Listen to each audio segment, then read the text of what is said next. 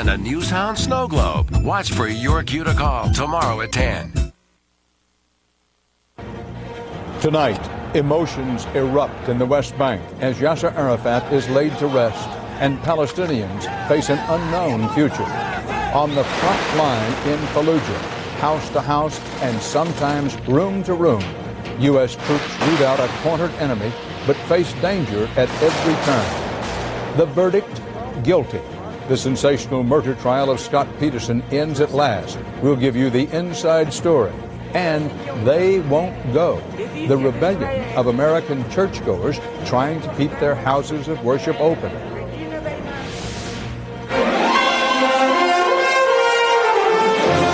This is the CBS Evening News with Dan Rather reporting from CBS News headquarters in New York. Good evening. For the late Yasser Arafat, this day was a tale of two very different cities and dramatically different ceremonies. Arafat's official funeral in Cairo was a formal affair, attended by high-ranking officials from around the world. But what the Palestinian leadership intended as an equally solemn Muslim burial in the West Bank did not go according to plan. As CBS's David Hawkins reports, Palestinian authorities were simply unprepared for the outpouring of grief. The helicopters carrying Yasser Arafat's coffin stirred up a sea of emotion. A crowd of thousands surged forward, ignoring the wild gunshots fired into the air by security to be closer to the body of the dead Palestinian president. Draped in the flag of the state he failed to bring into being, Arafat's coffin was carried a short distance to his gravesite inside the half-demolished Ramallah compound where he spent the final years of his life. Some mourners were overcome with sorrow, others by the momentous occasion. To many here, Arafat was a hero, a father figure, and today they reclaimed him. The riotous scene forced officials to abandon plans for a ceremony. There were no eulogies, no prayers as he was lowered into a marble-lined tomb. It's in some way fitting that Arafat's burial is characterized by chaos and that he had two funerals today, one in Cairo for Arafat the statesman and this one here in Ramallah for Arafat the fighter. The dignified ceremony in Cairo could not have been more different. Presidents and kings attended the military state funeral. The U.S. sent an assistant secretary of state. Israel sent no one. The public was banned. Arafat's widow and his rarely seen 9-year-old daughter wept as his coffin was taken away for burial in Ramallah.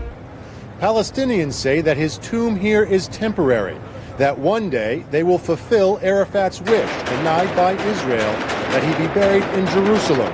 Instead, soil from the holy city was placed in his West Bank grave. Arafat leaves his people far from realizing their dream of an independent Palestine, branded as terrorists, mired in corruption and political crisis. They'll remember him, though, not for his failure to win them a state, but for giving them a sense of themselves as a nation. David Hawkins, CBS News, Ramallah. At the White House today, President Bush and visiting British Prime Minister Tony Blair discussed in broad, vague terms what it might take to achieve the Palestinian dream of nationhood. CBS's Bill Plant reports on Bush, Blair, and how they hope to seize the moment after the death of Arafat.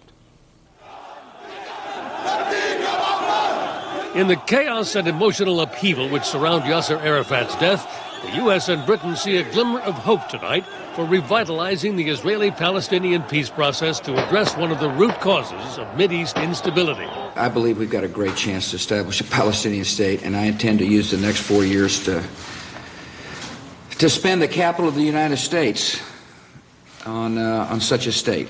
British Prime Minister Tony Blair has stood firmly with the president on Iraq at great cost to his standing at home. Blair rejected the idea that he was now looking for a payback on the Palestinian issue, but he urged Mr. Bush to push for progress. We meet at a crucial time where it is important that we revitalize and reinvigorate the search for a genuine, lasting and just peace in the Middle East.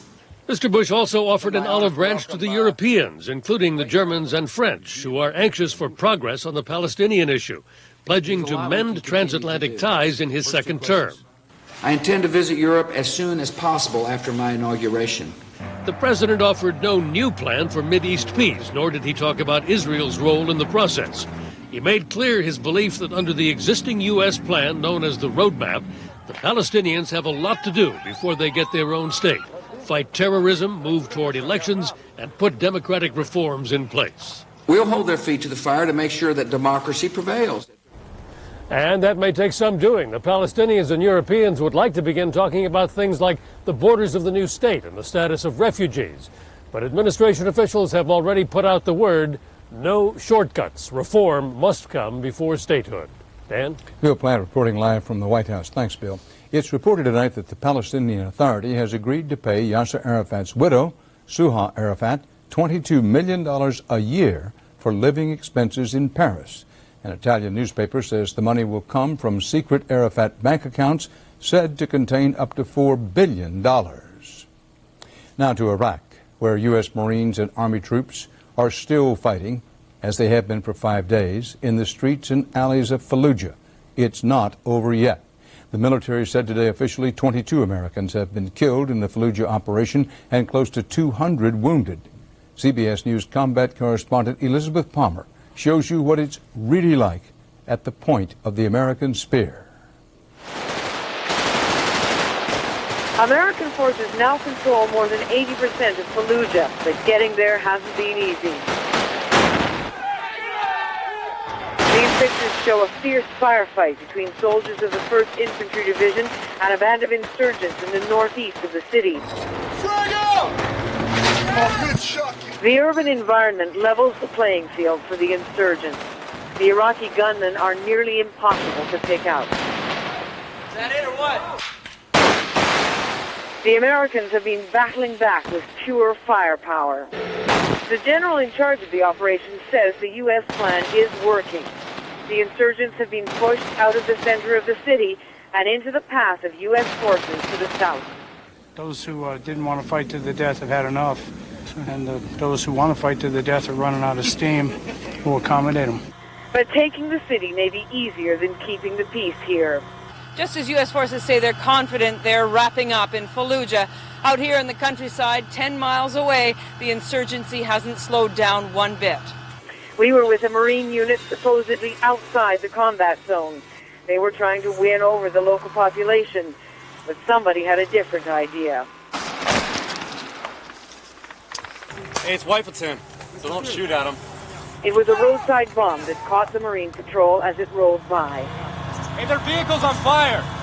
3 Marines were injured, and the rest were shaken up. Hey, get that driver out! How are you feeling, shaken? A little bit shaken. That was nerve-wracking. Caught us off guard, I'll tell you that. Totally caught us off guard. The Americans can't afford to let down their guard in this complex and politically charged war. Each time they fight their way into a mosque, they may be winning a battle, but losing the goodwill of the people. Elizabeth Palmer, CBS News, with the Marines near Fallujah.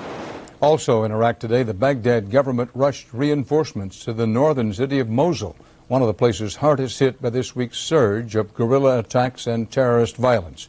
Yesterday alone, not counting Fallujah, there were more than 130 attacks. CBS war correspondent Kimberly Dozier in Baghdad has the latest on this. A trail of violence showed the insurgents' continuing migration across Iraq. The streets of the capital rang out today with sporadic mortar and weapons fire.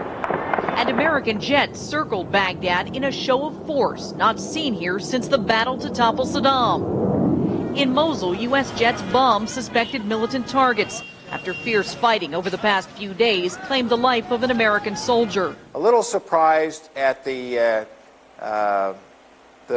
level of the fighting. It was a bit larger force than we expected. U.S. troops are on the trail of their now moving targets in other parts of Iraq. CBS News reporter Kirk Spitzer is with U.S. Special Forces, who raided a mosque 10 miles from Fallujah and found traces of explosives. Small arms, RPG ambushes, and then people utilizing the mosque to escape through or around. Just causing a lot of havoc for us. At another mosque in Baghdad, soldiers found hordes of weapons and photographs of recent attacks on American troops. They arrested the leading cleric there.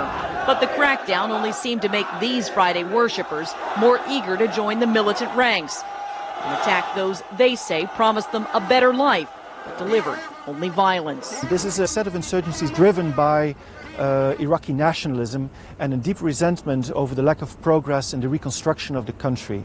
American commanders say they know that all too well, but they've got to stop the shooting before they can get back to rebuilding Iraq. Kimberly Dozier, CBS News, Baghdad. Coming up on the Friday CBS Evening News, the Scott Peterson trial. The murder case was sensationalized in extremis and made headlines for 2 years. Today's verdict was no exception. We'll give you the inside story. And later, dialing 911. We'll give you some vital information on getting help, something you should do before it's too late. That's the CBS Friday Consumer Alert. But first, CBS News honors fallen heroes. Aaron Elant was educated in a one-room schoolhouse. He loved fishing and reading, but his passion was working on his '69 Chrysler. In Iraq, Elant wrote to school kids back home, offering advice and thanking them for their support. He was killed by a roadside bomb. Elant was a sergeant, but the title he liked most was friend.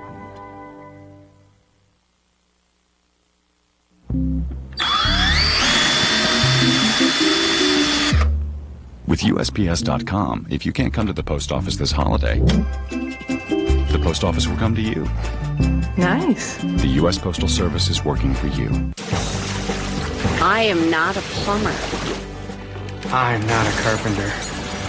I am not an electrician. We know you're not. Next time, come see us first.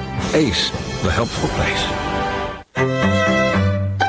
Cholesterol. It comes grilled, fried, slow-cooked, twice-baked, poached, and pureed. But it also comes from Mom, Dad, Grandma Ethel, and Grandpa Sam. Your cholesterol doesn't just come from food. It also has a lot to do with family history. Today, there's Vytorin. When diet and exercise aren't enough, adding Vytorin can help. Vytorin is a new product that treats the two sources of cholesterol. Cholesterol from food and the cholesterol your body makes naturally based on family history. Vytorin lowers bad cholesterol 45 to 60%. Vytorin is not for everyone, including people with liver problems, women who are nursing, pregnant, or may become pregnant. Unexplained muscle pain or weakness could be a sign of a rare but serious side effect. Vytorin may interact with other medicines or certain foods, increasing your risk of getting this serious side effect. Simple blood tests are needed to check for liver problems. Ask your doctor about new Vytorin. Your cholesterol comes from two sources. Treat them both with Vytorin.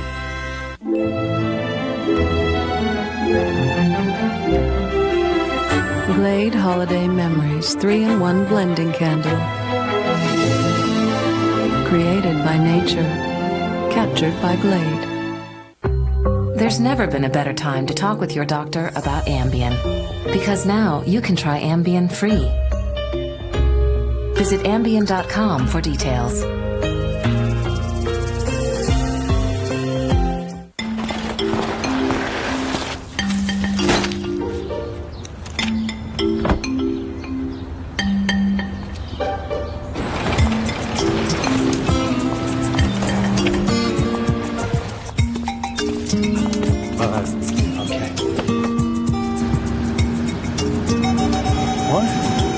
Introducing Mercury Mariner with the gentle assist of a rear sensing system. She's good.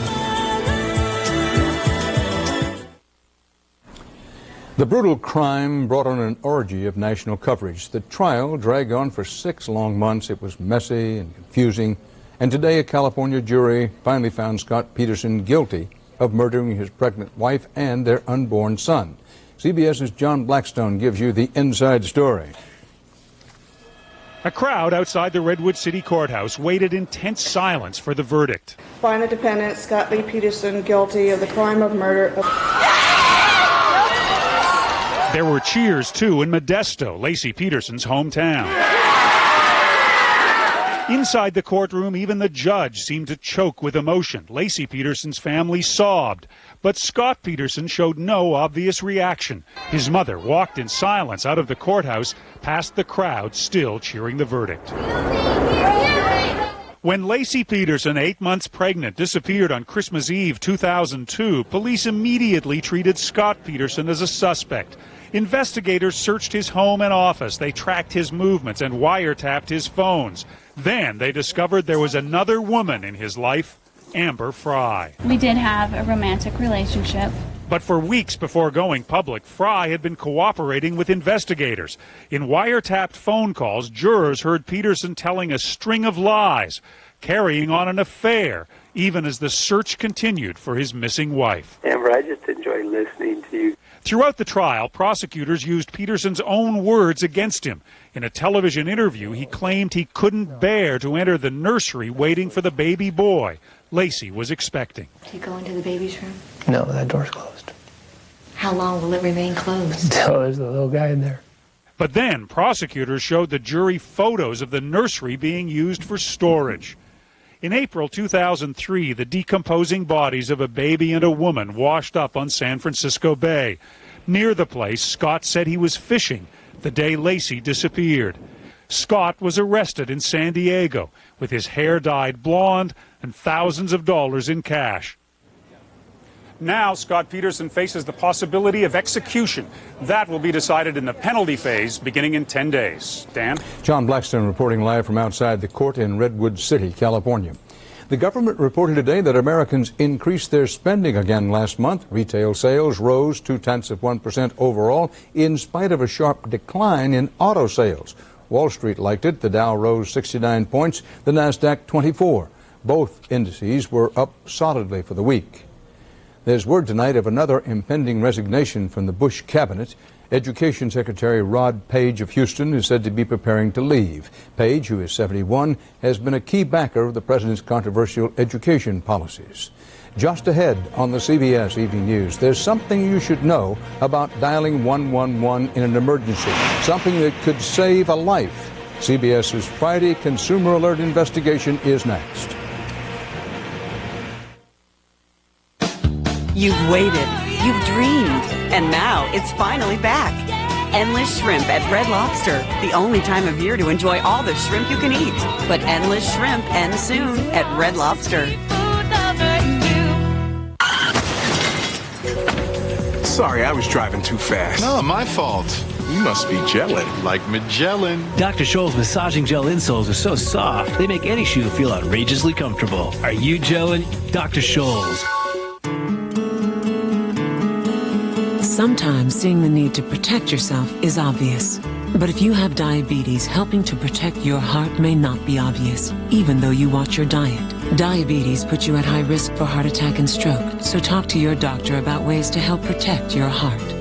The Heart Protection Study proves Zocor, along with diet, significantly reduced the risk of both heart attack and stroke in people with diabetes, including those with normal cholesterol and normal blood sugar. Zocor is not for everyone, including people with liver problems, women who are nursing, pregnant, or may become pregnant. Muscle pain or weakness could be a sign of a rare but serious side effect. Zocor may interact with other medicines or certain foods, increasing your risk of getting the serious side effect. Simple blood tests are needed to check for liver problems. If you have diabetes, ask your doctor if Zocor can help protect you, and go to Zocor.com to get your free book. It's your future. Be there. My credit card company called me. They wanted to know if I charged 2 surfboards in Laguna Beach. Credit card companies are on the alert for fraud. They gave me a new card the next day. Most credit card fraud is detected before the victim even knows about it. I wasn't held responsible. If we think it's not you, we'll contact you to check a purchase. I guess it wasn't a wipeout. Your credit card companies. Every day, the Tennessean delivers the news of Middle Tennessee, not just what happened, but why it matters. Find out what today's news has to do with you with home delivery of the Tennessean. Order today and save up to 20% off the newsstand price. Just call 242 News to start your subscription. Every day, you get the details behind the headlines, local growth, politics, schools, sports, entertainment, and more. To subscribe, call 242 News or visit Tennessean.com. Every day matters, the Tennessean.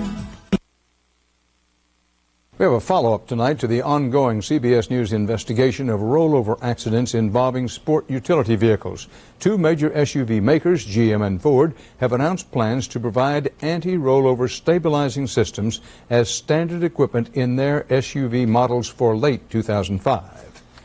You know the drill. In an emergency, dial 111 and help should be on the way. But what if emergency workers have the wrong address? It happens more often than you might think, sometimes with tragic results. So how can you be sure they know where to go? CBS's Bob McNamara has information you need in CBS's Friday Consumer Alert. In suburban Des Moines. 911. Hi, my husband is in cardiac arrest. Okay. And I'm at 3411 Southwest 35th Street in Ankeny. But emergency crews were sent to the wrong house because the caller's phone number wasn't linked to the right address. Well, I'm here, and the subject said there's nothing wrong here. Rescuers did finally reach the correct address, but too late to save 48-year-old Scott Mine. It happens a lot, I believe, and I just don't think people realize it or don't report it. It's just this time when someone died.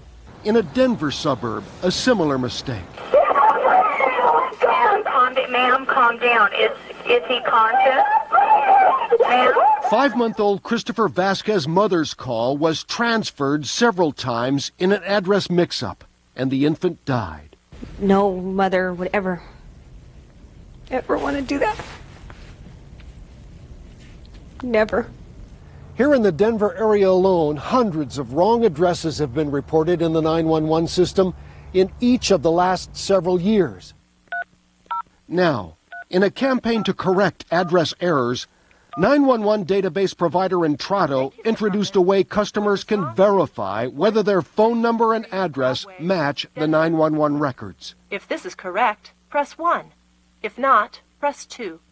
What's the problem, sir? Despite a heavy volume of 911 calls nationwide, emergency industry officials say that any errors are usually human and rare. Probably 0.1% would be a lot. 911, what's the emergency? I've been shot, Chief. Okay. I'm bleeding Who to shot death. you, ma'am? It took 45 minutes to find this Anchorage, Alaska caller after emergency crews went to the wrong address. Is there a flag in your driveway? No. The caller survived.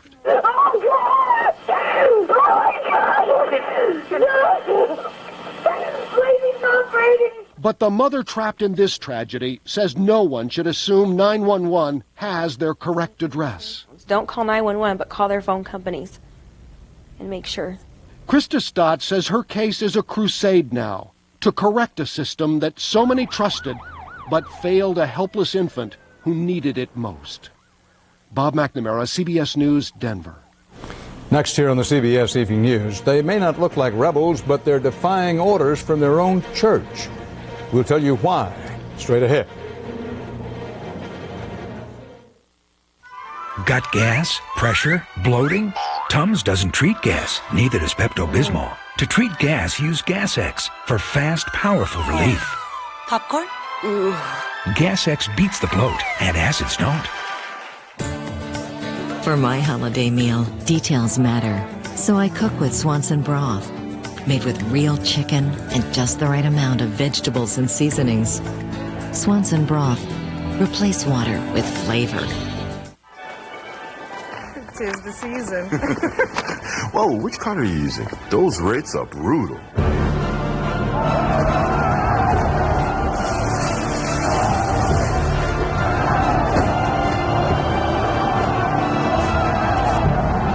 I'll use our new Capital One Prime Lock card. The new Prime Lock card from Capital One. It's set at Prime, so you never have to worry about your interest rate again. What's in your wallet?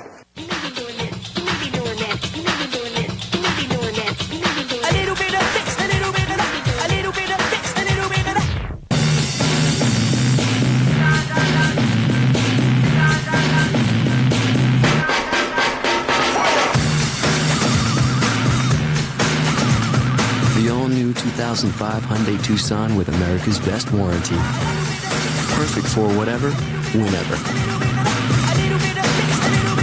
Raise your hand, you got it. Raise your hand, you know when you feel confident.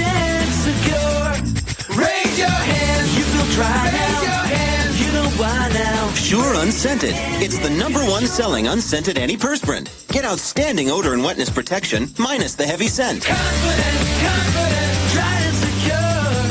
Raise your hand if you're sure. Raise it up to 100% sure protection. Raise your hand if you're sure. So long, ordinary toothbrush. The Oral-B dental experts have created cleaning technology like nothing else on Earth. The new Oral-B Professional Care 8000. It pulsates and oscillates to loosen plaque and sweep it away. Teeth get twice as clean and dramatically whiter. Gums get stronger. Your whole mouth gets healthier. You'll never go back to an ordinary brush again. The new Oral-B Professional Care 8000. Brush. The Tennessee Justice Center is being blamed for killing TennCare. What is the Tennessee Justice Center and what does it do? We'll have a report tonight at 6. A 69-year-old Massachusetts man pleaded innocent today to charges of trespassing in his own church. He is one of many Roman Catholics in Boston resisting orders to close 82 churches because of a shortage of priests and fallout from the sex abuse scandal. CBS's Sharon Alfonsi reports on this growing revolt. Splendore della Chiesa. They hardly look like a bunch of troublemakers, but these Italian grandmothers are part of a growing rebellion against the Archdiocese of Boston. Their church was officially closed last month, but they refused to leave, instead sleeping on the floor. Yes, it gets awfully cold. And keeping vigil 24/7. Devoted Catholics fueled by what seems to be an endless supply of coffee, faith, and defiance. They're going to have to drag me, cuff me, punch me. Or arrest her. That's what happened last week to this 69-year-old man when he refused to leave his church. The Catholic Church has never seen anything like this before. At least 8 parishes are now in open revolt, and others are expected to follow. Some say church leaders shouldn't be surprised. You can't take someone's love for the church and devotion to its well-being and throw that away as if it didn't count for anything. Part of the problem is that despite promises, parishioners say they were left out of the massive restructuring plan by a diocese awash in debt following the priest abuse scandal. This is a dash for cash. This is about the money. Now, facing a PR disaster, the diocese is delaying some closures and reviewing its strategy. They say we're not leaving, then what do? You keep talking. Until we find our way to common ground. But in this case, it's the common ground that is precisely the problem. This is our church. It's not theirs. The irony of the situation isn't lost on church leaders. They've been trying for years to get the faithful to come to church. Now, they can't get them to leave. Sharon Alfonsi, CBS News, Boston. Part of our world tonight, Sunday morning here on CBS. Face the Nation, don't forget it. Now, here's a look at tomorrow night's 48 Hours. A successful young woman, a banker, vanishes. So many different things could have happened. What does her doctor know? You couldn't sit down and make this story up. There's sex, drugs, plastic surgery. A 48 Hours mystery, Saturday. That's 48 Hours tomorrow night at 10, 9 Central. For the CBS Evening News, Dan Rather reporting. Have a great weekend. Good night. For news 24 hours a day, click on CBSNews.com. Brought to you in part by Walmart, saving you and your family time and money with everyday low prices.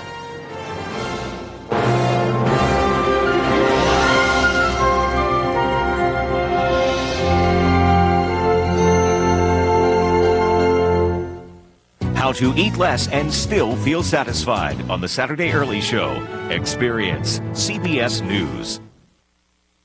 Live with breaking news from your news and information leader. This is News Channel 5 at 6. Good evening. There is breaking news tonight in the ongoing battle over TennCare. A Nashville attorney has filed a motion to intervene on behalf of the more than 400,000 people who will lose their insurance if TennCare is done away with. News Channel 5's Jamie Reese is live in downtown Nashville. Jamie? Well, Chris, this motion specifically intervenes on behalf of Nashville Cares, an organization for people with HIV and AIDS. Attorney George Barrett says the purpose is to give them a place at the table. Now, this is not a new lawsuit. It's to intervene in a lawsuit that's already been filed. They say unlike the Tennessee Justice Center, which represents everyone on TennCare, even those who could be absorbed by Medicaid, they're taking action to save the 400,000 or so who could lose their health insurance. Knowing that up as many as 600 people who are living with HIV and AIDS in Middle Tennessee alone are going to lose their health insurance coverage if we go back to Medicaid. This is too important an issue not to try to provide some guaranteed way of joining